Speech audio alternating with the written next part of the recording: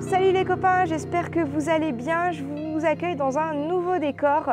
J'ai décidé de me prendre une petite semaine au vert à la montagne. Donc mes parents ont un chalet, donc j'en profite pour me détendre et me mettre un petit peu au vert, changer un petit peu d'environnement. Aujourd'hui, je voulais vous parler de pourquoi voyager seul. J'ai l'impression que c'est encore un sujet un petit peu tabou, surtout pour les femmes. Comme quoi, si on voyage seul, ça veut dire qu'on est déprimé, ça veut dire qu'on n'est pas bien. C'est pas normal en fait pour une fille de voyager seule. Si elle veut voyager seule, c'est qu'elle va forcément retrouver quelqu'un. Alors qu'en fait, c'est faux. Et enfin moi, mon entourage en tout cas a du mal à comprendre pourquoi j'ai envie de prendre un peu cette indépendance et j'ai un petit peu envie de partir voyager seule pour me découvrir, pour montrer que je suis capable de le faire en fait. Je vous fais cette vidéo pour vous expliquer pourquoi c'est bien de voyager seul et pourquoi en fait c'est normal et que ça n'a pas un aspect négatif de vouloir voyager seul. C'est vraiment super cool, ça c'était vraiment cool. Donc pourquoi c'est cool de voyager seul? D'abord parce que vous gagnez en indépendance. En fait, moi, je me rends compte depuis que je suis rentrée de voyage, en fait, je vis chez mes parents, donc je suis un petit peu dépendante d'eux. Jusqu'à maintenant, je leur demandais de me prêter leur voiture, je suis nourrie, logée, bref, j'avais vraiment besoin de retrouver mon indépendance et tout. Qu'est-ce que j'ai fait? Du coup, j'ai acheté une voiture et je sais que, donc là, bon, il y a eu le confinement, on était un petit peu bloqués et maintenant qu'on peut faire plus de 100 km, j'ai décidé de venir donc ici à la montagne, dans ce chalet qui est vide et qui n'attend que moi, clairement. Tu dois te débrouiller toute seule, donc si t'arrive une galère, t'es tout seul, tu dois te débrouiller. Ensuite, la deuxième chose de pourquoi c'est cool de voyager seul, c'est ce sentiment de liberté. Le sentiment que tu peux faire ce que tu veux, quand tu veux, à l'heure où tu veux. C'est simple, si aujourd'hui, même s'il fait beau, j'ai pas envie d'aller balader, j'irai pas balader. Ah, j'ai pas envie de manger à 20 h, j'ai envie de manger à 22 h aujourd'hui parce que j'ai fait des trucs et tout dans la journée et que je voulais finir un truc. Je peux aussi. J'ai juste envie de me prélasser au soleil, je peux aussi. Si j'ai envie de changer d'endroit, je peux aussi. Et cet aspect de liberté, mon Dieu, qu'est-ce que ça fait du bien de pouvoir faire ce que l'on veut et où l'on veut. Sans avoir à faire de compromis avec quelqu'un, par exemple si on voyage en couple, si on voyage avec des amis, il faut toujours que tout le monde soit plus ou moins d'accord. Et s'il y a une personne qui dit ah bah non, moi je préfère faire autre chose et je vais aller le faire seule. What? Tout de suite c'est un petit peu bizarre. Et c'est pour ça que c'est cool de voyager seul parce que tu peux faire ce que tu veux, quand tu veux. C'est aussi arriver à se sentir capable de faire tout ce que l'on veut. C'est-à-dire que des fois en fait on nous dit bah non mais toi t'es sûr de vouloir conduire autant de temps, c'est loin, tu es sûr que tu vas réussir à arriver au chalet, est-ce que tu es sûr que tu vas réussir à conduire un van toute seule? Est-ce que tu es sûr que c'est pas dangereux? Et en fait, c'est aussi une manière de prouver qu'on est capable. En voyage, ce que j'ai découvert, et pourtant je ne suis pas partie seule dans mon dernier voyage, mais je me suis rendu compte que quand on me poussait un peu, j'étais capable de tout faire en fait. Bien sûr qu'on a des peurs et qu'on n'est pas sûr d'y arriver et tout, mais si tu n'essayes pas, tu sauras jamais.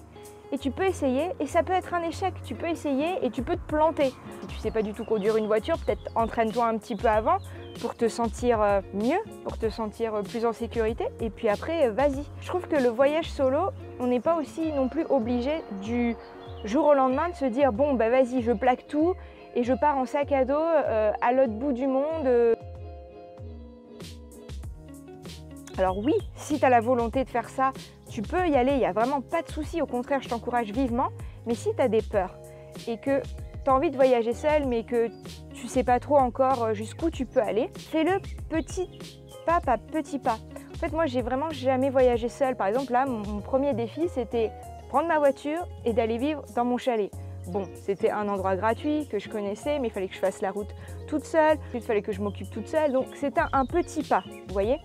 Le deuxième pas que je vais franchir sûrement la semaine prochaine, c'est de partir en van toute seule. Pour un peu me tester, pour un peu tester le van aussi, pour voir ce qui manque dans le van, pour pouvoir cet été faire mon grand projet qui est de faire un tour en France en van, toute seule.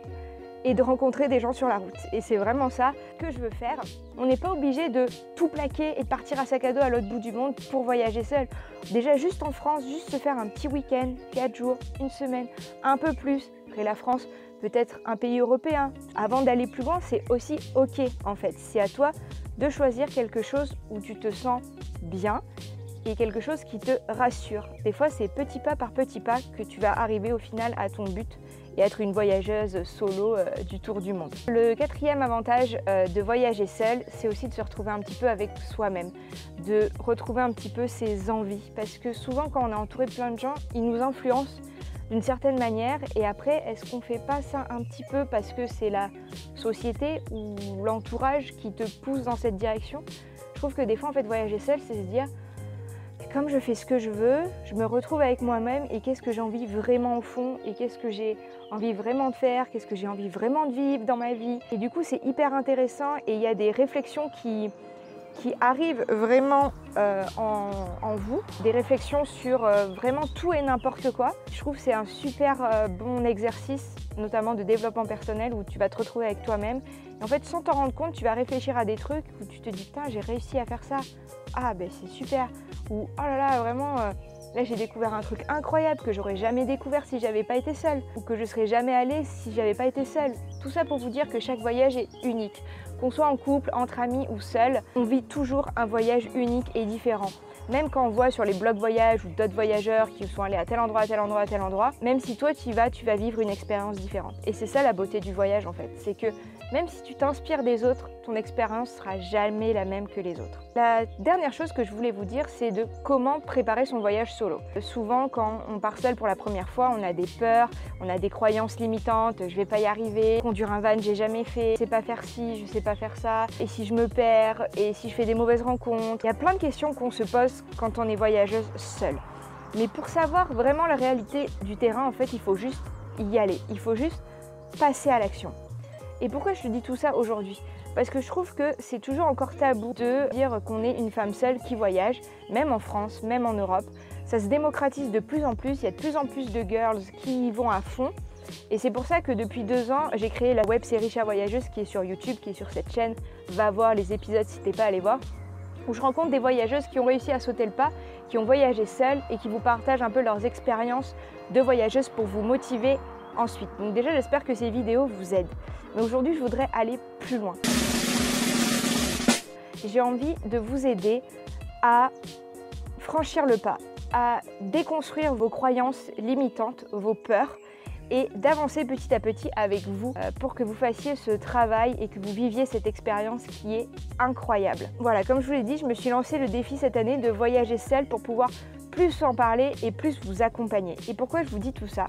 Je vais créer, en tout cas, et je vous le mettrai bientôt en description ou je vous referai une vidéo à ce moment-là quand ce sera ouvert. Mais je vais créer en fait un accompagnement. Je vais être un peu votre coach pour vous aider à construire votre projet de voyage solo et pour vous motiver à franchir le pas. Mais je ne vais pas juste vous aider à acheter votre billet d'avion ou prendre votre billet de train pour franchir le pas. Non, je vais vous accompagner pendant tout le long. C'est-à-dire que bien sûr, je vais être là en amont pour vous aider à franchir ce pas, de voyager, d'avoir une date, d'avoir un billet, de partir. Mais pendant votre voyage, si à un moment vous vous sentez pas bien, parce que ça arrive, on a toujours cette question, les voyageuses le sauront, quand on arrive, qu'on a pris l'avion, ok, on arrive dans le pays et là on se dit, qu'est-ce qu'on fait là? Pourquoi j'ai pris cette décision? Pourquoi je suis partie? C'est ces moments-là ou des moments de doute ou des moments de j'ai une galère, je vais pas m'en sortir, ma famille me manque. Et moi j'ai envie d'être là dans ces moments-là aussi. Vous ayez la possibilité de m'appeler, de me joindre en me disant Fanny, ok, je suis en train de vivre un truc et tout, c'est cool, mais là j'ai un coup de mou.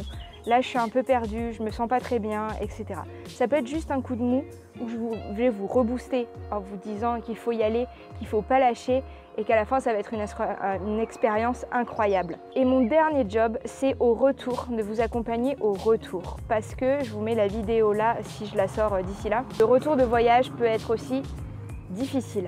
Difficile parce qu'on a expérimenté des choses, on a découvert des nouvelles choses sur nous-mêmes et ce qu'on a quitté, c'est le passé et là on arrive dans une vie où on doit retourner à la normale et c'est pas forcément facile. Ça, ce sera l'objet d'une autre vidéo. Je voulais dire aussi que du coup, je serai aussi là pour les personnes qui rentrent de voyage et qui sont un peu perdues, qui ne savent pas trop où aller, qui ne savent pas quoi faire, qui ont besoin d'un accompagnement là. Donc je ne sais pas si c'est clair, mais en gros, ce que je voulais vous dire dans cette vidéo de pourquoi voyager seul, c'est que vous pouvez le faire, qu'en fait tout le monde peut le faire à sa manière. On peut être fou et tout plaquer, prendre le billet d'avion à sac à dos et partir en Thaïlande, mais on peut aussi juste se faire un petit week-end toute seule, pas très loin de chez soi. On peut se faire une petite 2 semaines vacances en France ou en Europe pour commencer avant d'aller beaucoup plus loin dans ce cheminement du voyage solo. Je vais créer à partir de la semaine prochaine un petit défi voyage solo sur Instagram. Donc si vous ne me suivez pas encore sur Instagram, allez-y.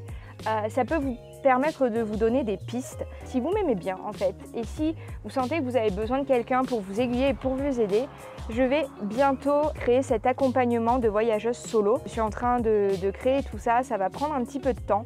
Si vous êtes intéressé par le projet, je cherche du coup des voyageuses qui voudraient bien tester le concept avec moi. Je vous encourage à mettre votre nom si vous êtes intéressé dans les commentaires, de m'envoyer un message pour me dire oui Fanny, j'ai envie de participer, j'ai envie de tester avec toi et tout. Pour après en fait en faire un accompagnement bien évidemment payant parce que suivre toutes ces voyageuses évidemment ça prend du temps. C'était une petite vidéo pour vous expliquer pourquoi c'est cool de voyager et en même temps une petite vidéo pour vous annoncer donc ce projet d'accompagnement des voyageuses solo. Du coup j'espère que vous allez me suivre dans cette aventure. Vraiment j'ai hâte de vous retrouver sur la route. Je vous fais des gros bisous et je vous dis à tout bientôt pour une prochaine vidéo. Salut les voyageuses!